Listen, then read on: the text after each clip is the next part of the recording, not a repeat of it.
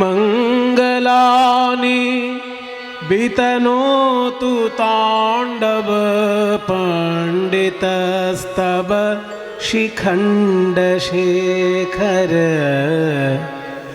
কালিয়স্য ফণরত্নকুটিমম।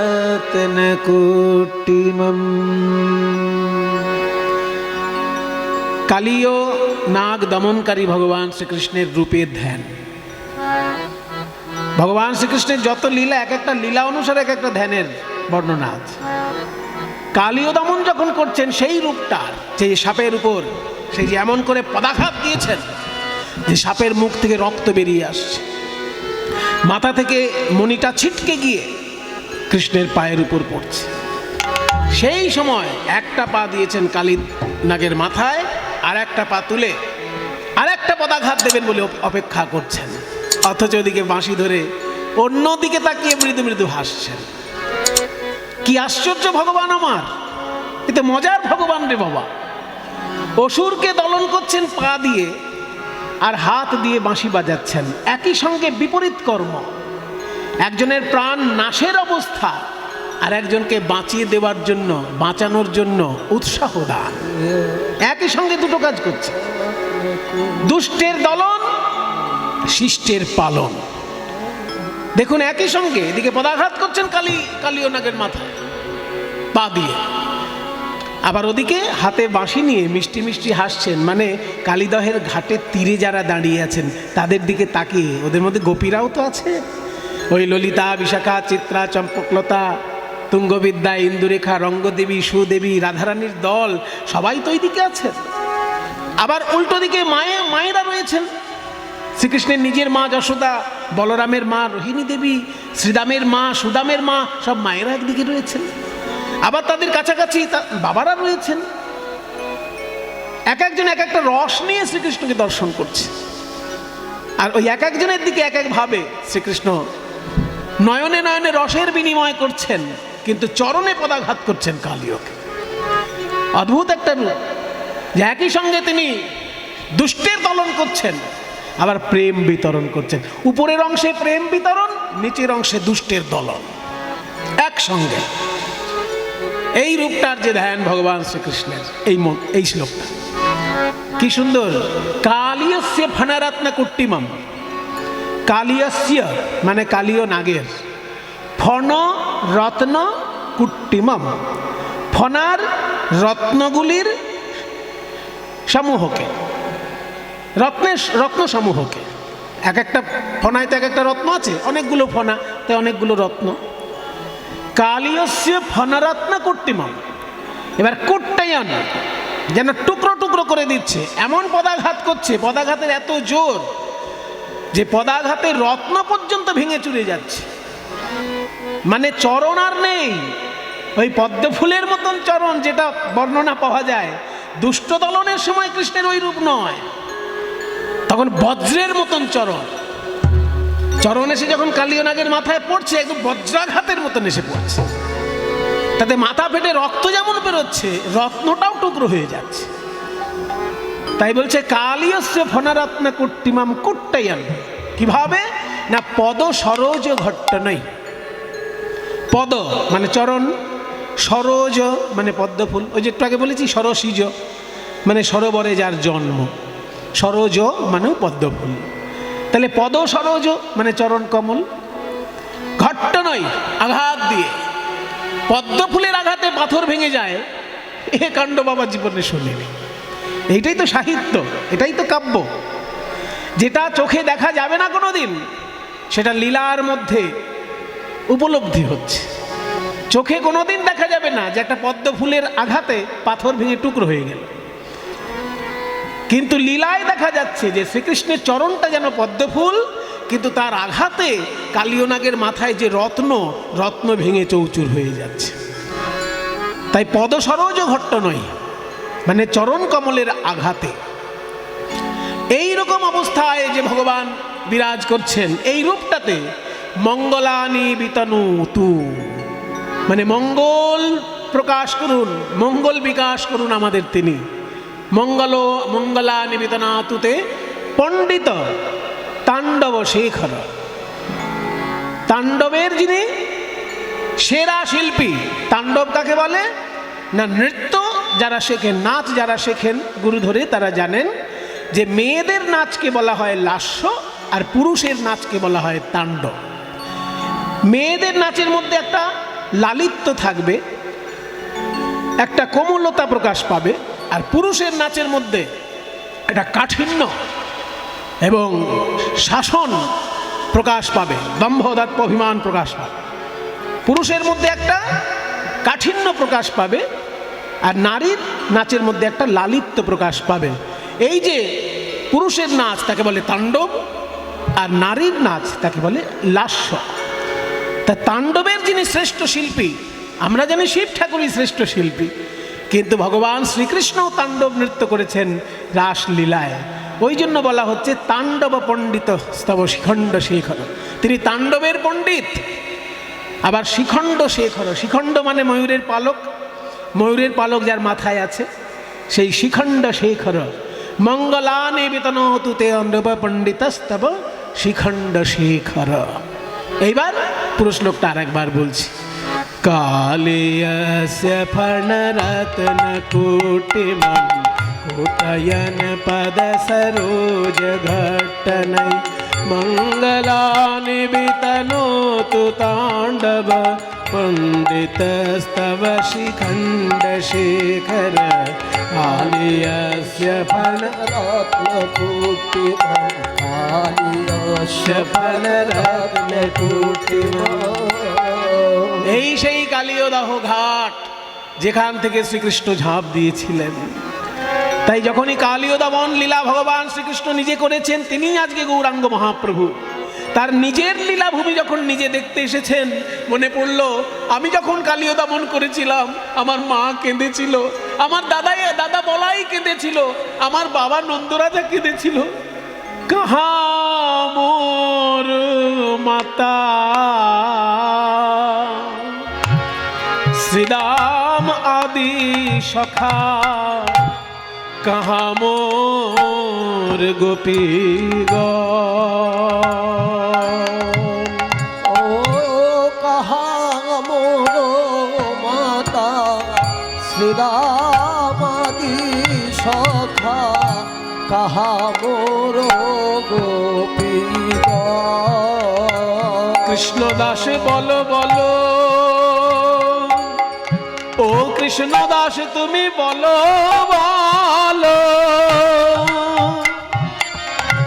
বলি কাহা মোর মাতা শ্রীরাম আদি সখা, কাহা মোর গোপীগণ। ইহা বলি কাঁদে প্রভুর নয়ন ধারার বিরাম নাই,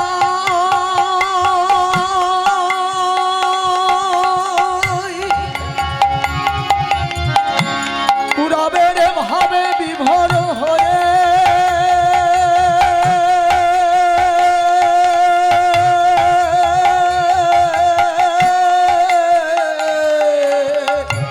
ইহা বলি কাঁদে ফিরো নাহি মাধে। ইহা বলি কাঁদে প্রভুর নয়ন ধারার বিরাম নাই রে। ইহা বলি কাঁদে প্রভুর নয়ন ধারার বিরাম নাই রে। পূর্ব লীলার কথা স্মরণ করে প্রভুর নয়ন ধারার বিরাম নাই রে। লীলার কথা স্মরণ করে মহাভাব নিধি প্রভু লীলার কথা স্মরণ করে ভাব নিধি প্রভু আমার। লীলার কথা স্মরণ মহাভাব নিধি প্রভু আমার। লীলার কথা স্মরণ মহাভাব নিধি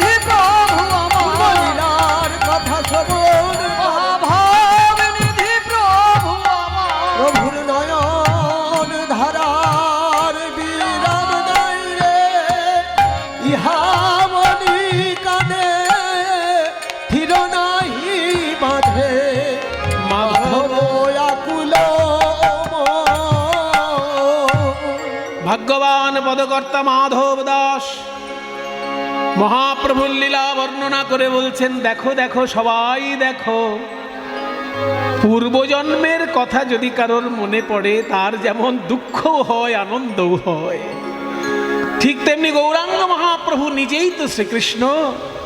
তিনি যখন কালীয় দমন করেছিলেন, আজকে তার নিজের লীলাভূমিতে বেড়াতে এসে ওই কালীয় দমনের তীর্থটি দর্শন করে একদিকে তার আনন্দ হচ্ছে, আবার একদিকে নয়নধারায় ভাসছেন। মা যশোদার কান্না, নন্দ মহারাজের কান্না, শ্রীরাম সুদামের কান্না, সর্বোপরি রাধা রানীর ক্রন্দন, সমস্ত ক্রন্দন আজকে তার মনে পড়ছে। তাই ভগবান হয়েও তিনি আজকে ভক্তের ভূমিকায় অভিনয় করছেন বলে নয়নধারায় ভাসছেন। মাধবয়াকুল মন রে ও মাধব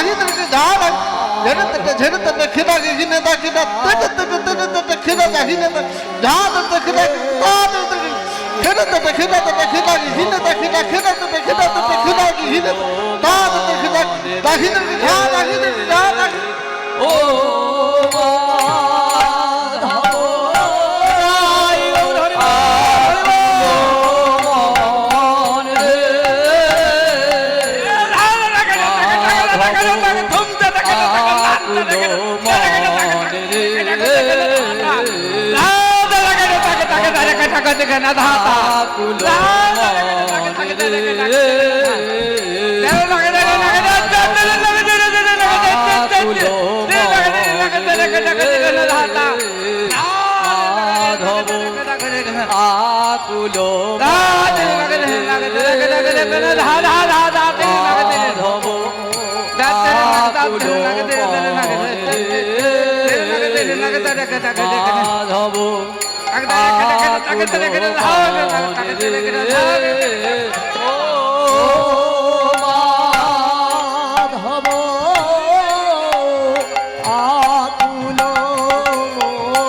হে হে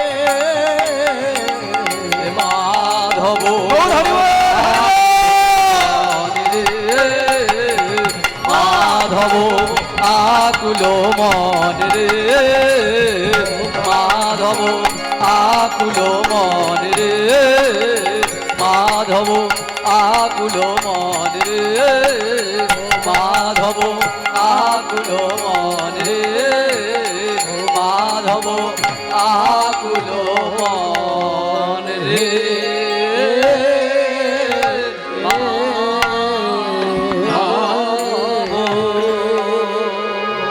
মধুর বৃন্দাবনে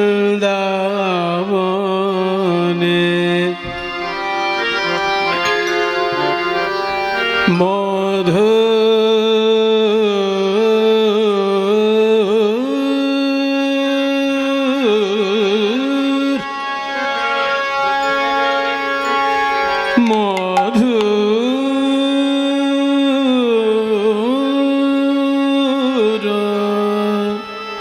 বৃন্দাবনে চলো রে মন, চল মন মধুর বৃন্দাবনে চল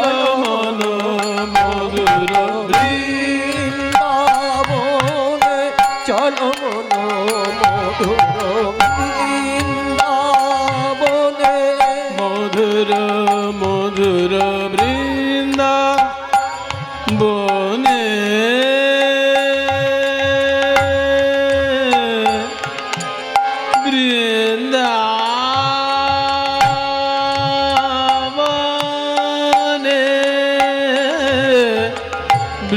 বৃন্দাবনে বৃন্দাবনে বৃন্দাবনে চল মন বৃন্দাবন বৃন্দাবনে চলো মনো মধুর বৃন্দাবনে চলো মনো মধুর বৃন্দাবনে দেখিবে মধুর লীলা আপন মনে মনে শ্রী গুরু চরণে করিয়া শরণে চলো মন চলো মন চলো মন মধুর বৃন্দাবনে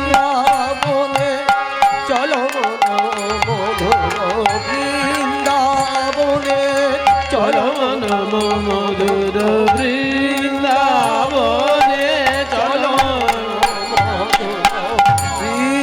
বৃন্দাবনে ধরে ধরে সা ধরে ধরে সা ধরে রে ধরে রে ধা মদ মদ মদ মদ মদ মদ সা মদ সা মদ সা চলো মন মধুর বৃন্দাবনে চলো মনো মধুর বৃন্দাবনে বাজে রে মধুর সুরে মোহন মুরলী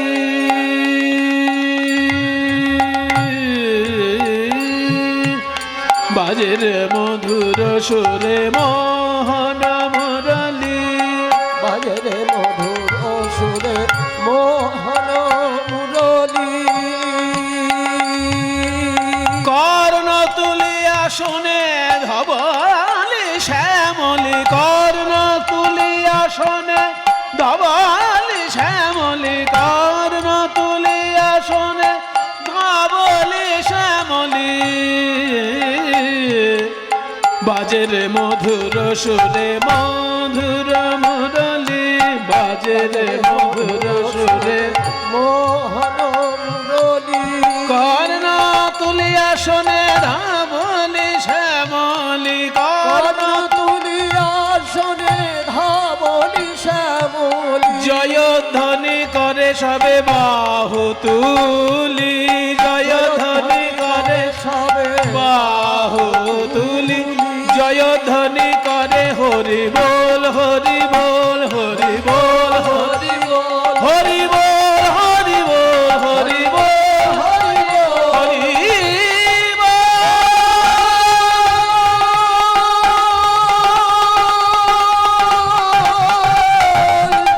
হরি হরি বল জয়ধ্বনি করে বাহু তুলি জয়ধ্বনি করে নাচে ময়ূর যত পেখম তুলি নাচে ময়ূর যত পেখম আহা নাচে ময়ূর যত পেখম তুলি নাচে ময়ূর যত মধুর মধু বৃন্দাবনে মধু বৃন্দাবনে মধু বৃন্দাবনে চল রে মধুর বৃন্দাবনে চল রে বৃন্দাবনে বাজরে মধুর বৃন্দাবনে চল মন মধুর চল মন মধুর চল মন মধুর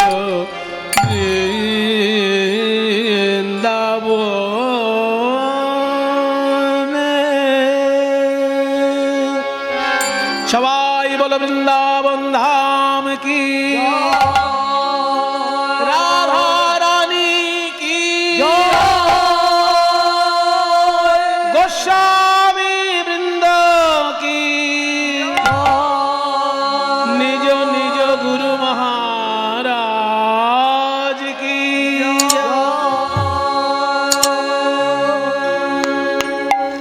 মধুময় বৃন্দাবন। কিন্তু বাবা একটা জিনিস জানবেন, যেখানে ভালো থাকে না সেখানে খারাপও এসে বাসা বাঁধতে চায়। ভালোর পাশাপাশি মন্দ থাকে বলেই কিন্তু ভালোর এত নাম ডাক ছড়ায়, তাই না? সবাই যদি ভালো হয়ে যায় তাহলে আর ভালোর কোনো মূল্য থাকবে? ভালো একটা কি দুটো কি পাঁচটা থাক, আর 90-95টা মন্দ থাক, তবে তো ভালো। নাকি বলুন, আপনার কি বলেন? 95টাই ভালো আর 5টা যদি মন্দ হয় তাহলে ভালোর কোনো দাম থাকবে? ওই জন্য ভালো থাকে তো 1টা থেকে 5টার মধ্যেই থাক, আর 90 থেকে 95টা মন্দের মধ্যেই থাক, এটাই মোটামুটি ক্যালকুলেশন। তো ভগবান শ্রীকৃষ্ণ যেহেতু লীলা করবেন বৃন্দাবনে, আগে থেকেই মুনি ঋষিরা সেইখানে এসে যেমন মন্দিরে বা গাছতলায় বা পর্বতের গুহায় তপস্যা শুরু করেছেন, তেমনি কিছু কিছু দুষ্ট প্রকৃতির লোকেরাও সেইখানে এসে বাসা বাঁধছেন। কৃষ্ণ আসার আগে থেকেই অসুরের দল আশেপাশে জন্ম নিচ্ছে। এই যে মনে করুন অঘাসুর, বকাসুর, শকটাসুর, এরা তো কৃষ্ণ আসার জন্যই বৃন্দাবনে এসেছিল। কৃষ্ণ যদি বৃন্দাবনে না থাকতো তাহলে তো এই সব অসুরগুলো সেখানে আসতো না। কৃষ্ণ যেহেতু এসে লীলা করছে তাই অসুরগুলো এসে তাদের কেরামতি দেখানোর চেষ্টা করছে। অবশেষে হাত পা গুটিয়ে হয় যমালয়ে যেতে হচ্ছে, আর না হলে শ্রীকৃষ্ণের চরণে যেতে হচ্ছে। যেহেতু শ্রীকৃষ্ণ ভগবান, সেই জন্য তার হাতে যারা মার খাচ্ছে সরাসরি মুক্তি লাভ ঘটছে, সরাসরি তারা ভগবানের চরণের সঙ্গে বিলীন হয়ে যাচ্ছে। এটা তাদের সৌভাগ্য। অন্য কোনো গুন্ডার হাতে মার খেলে, মনে করুন অঘাসুর, বকাসুর, শকটাসুর, এরা যদি কংসর হাতে মার খেত ওদের মুক্তি লাভ হতো, কিন্তু কৃষ্ণের হাতে মার খেয়েছে বলে সবার মুক্তি লাভ হয়ে গেছে। এটা তাদের ভাগ্য। কাজেই মার খাওয়াটাও ভাগ্যে থাকা চাই, ঠিক জায়গা মতো মার খেলে মুক্তি লাভও হয়ে যায়। মার খাওয়াও কিন্তু অল্প ভাগ্যের কথা নয়। যদি কৃষ্ণের মতন হাত থাকে, কৃষ্ণের মতো হাত যদি থাকে, তাহলে সেখানে মার খাওয়াটাও ভাগ্যের ব্যাপার। কারণ সেখানে যারা মার খেয়েছেন, যারা মরেছেন, তাদের মুক্তি লাভ হয়েছে। তো যেহেতু কৃষ্ণ এসে লীলা করবেন, সেই জন্য মুনি ঋষি এসে সেইখানে আশেপাশে ধ্যান তপস্যা করার জন্য কেউ কেউ আশ্রম বানাচ্ছে, কেউ গাছের তলায় বসে তপস্যা করছে, কেউ গিরি গুহায় তপস্যা করছে, আবার দৈত্য দানবরাও আশেপাশে আসছে, অপেক্ষা করছে তারা কখন কৃষ্ণ আসে, খাপ করে ধরব। ঠিক তেমনি কালীয় নাগও এসেছে বৃন্দাবনে। সারা পৃথিবীর মধ্যে এত জায়গা থাকতে কালীয় নাগ বৃন্দাবনে কেন এলো? তার অনেক বড় কাহিনী আছে, আমরা শুনবো, একটু একটু করে সবই শুনবো।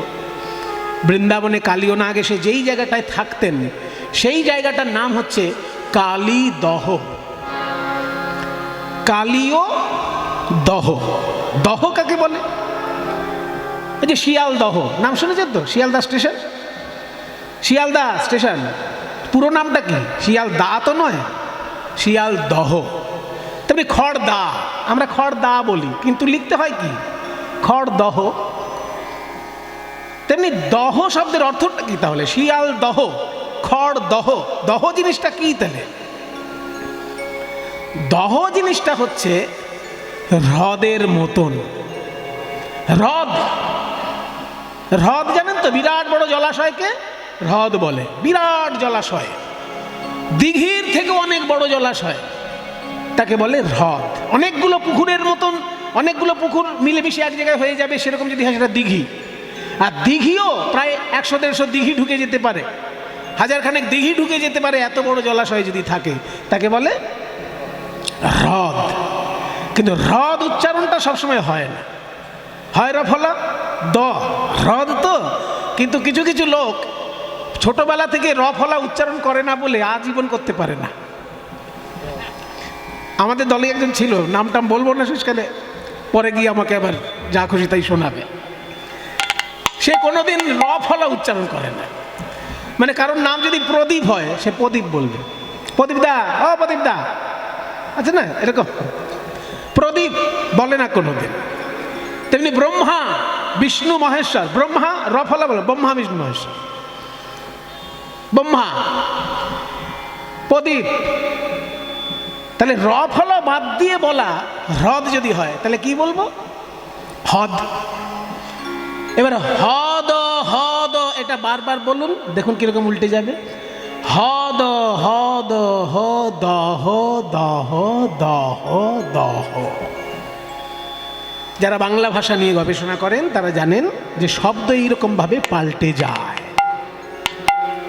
হ্রদ শব্দটাই রফলাবাদ হয়ে গিয়ে হদ হয়েছিল, সেই হদটা উল্টে গিয়ে দটা আগে এসে গেছে, হটা পরে হয়েছে দহ,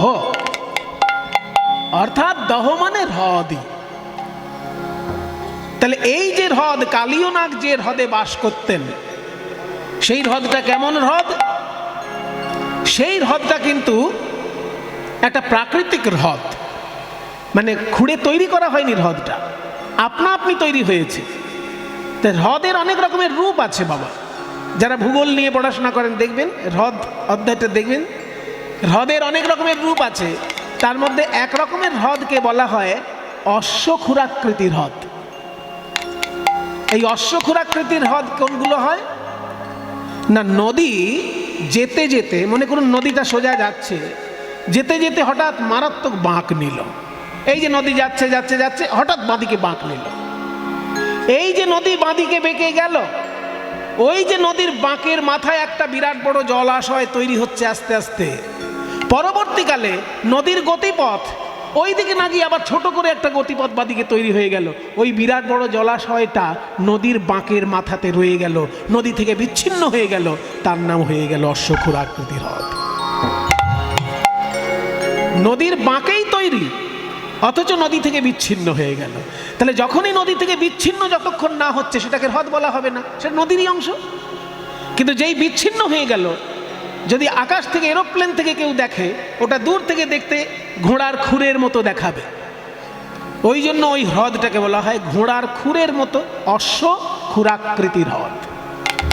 এই কালীয় নাগ যেখানে বাস করত, সেই হ্রদটা ওই ধরনের তৈরি হয়ে গেছিল। যমুনার বাঁকে যমুনার জলেই তৈরি হ্রদ, কিন্তু যমুনা থেকে বিচ্ছিন্ন। আর বিচ্ছিন্ন হয়ে গেলে কি সুবিধে আর কি অসুবিধে?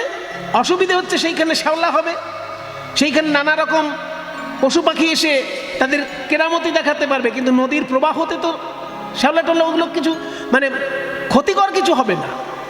যেখানে জলের প্রবাহ থাকে সেই জলটা তো ভালো থাকে, কিন্তু জল যদি বদ্ধ হয়ে যায় সেইখানে অনেক রকমের খারাপ কিছু হওয়ার সম্ভাবনা থাকে। তাই যমুনার জল যখন যমুনা থেকেই বিচ্ছিন্ন হয়ে অশ্বক্ষুরাকৃতির হ্রদ তৈরি হয়েছে, সেইখানে কালীয় নাগ এসে বাসা বেঁধেছে। তার বিষ ওই জলের মধ্যে মিশে গিয়ে বিষাক্ত জল হয়ে গেছে। পাশেই যমুনা বইছে, কিন্তু যমুনার জল বিষাক্ত নয়। কেন না, ওটা বিচ্ছিন্ন হয়ে গেছে আগেই। বিচ্ছিন্ন যেহেতু হয়ে গেছে, সেই জন্য যমুনার জল আলাদা করে বইছে, অথচ যমুনার জলেই তৈরি যে হ্রদ, কালীয় নাগ সেইখানে এসে বাসা বেঁধেছে। তাই বোধকর্তা বলছেন, কালিন্দীর এক দহে কালীয় নাগ তাহা রহে, বিষ জল দহন সমান। বিষ জল দহন সমান, দহন মানে আগুন, আগুনের মতন জ্বালাময় ওই কালীয় দহের বিষাক্ত জল। না মাইটিওট কালিন্দির এক দহে হাত হাতে রেখে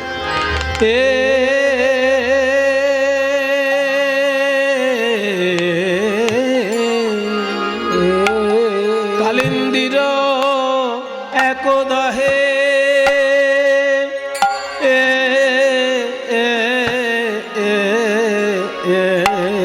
কালীয় নাগ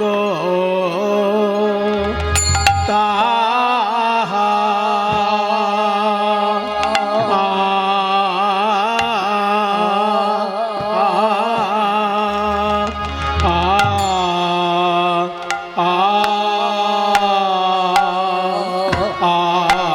রহে। কালিন্দির এক দহে কালীয় নাগ তাহা রহে রে। আহা রে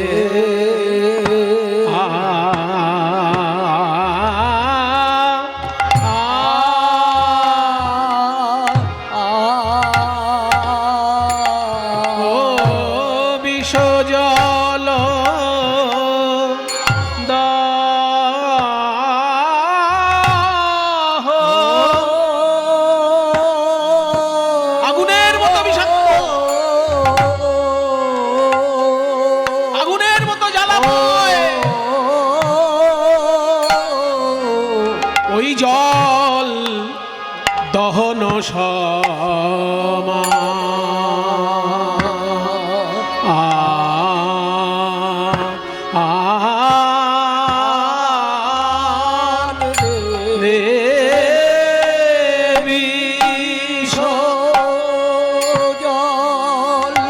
বিষের জ্বালায় জ্বালায় অঙ্গ জলে কেউ তো সেথা যেতে না রে। কালী দহের বিষ জলে কালী দহের বিষ জলে কেউ তো সেথা যেতে না। কালী বিষ দহের বিষ জলে কেউ তো সেথায় যেতে না রে। জ্বালায় জ্বালায় অঙ্গ জলে কেউ তো সেথায় যেতে না রে।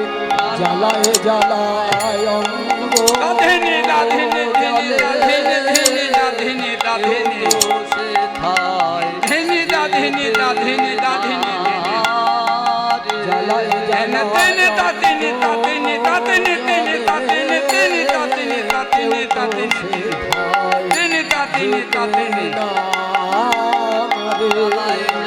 ধেনে রাধেনে ধেনে রাধেনে রাধেনে ধেনে রাধেনে রাধেনে রাধেনে ধেনে রাধেনে ধেনে রাধেনে রাধেনে ধেনে রাধেনে তেনে তাতেনে তাতেনে তেনে তাতেনে তাতেনে তেনে তাতেনে তাতেনে তাতেনে তেনে তাতেনে তেনে তাতেনে তাতেনে হেতরে তাতেনে ধেনে রাধেনে ধেনে রাধেনে ধেনে রাধেনে ধেনে তো সেথায় হেতরে তাতেনে ধেনে রাধেনে কালী দহের বিষ জলে কেউ তো সেথায় যেতে না রে।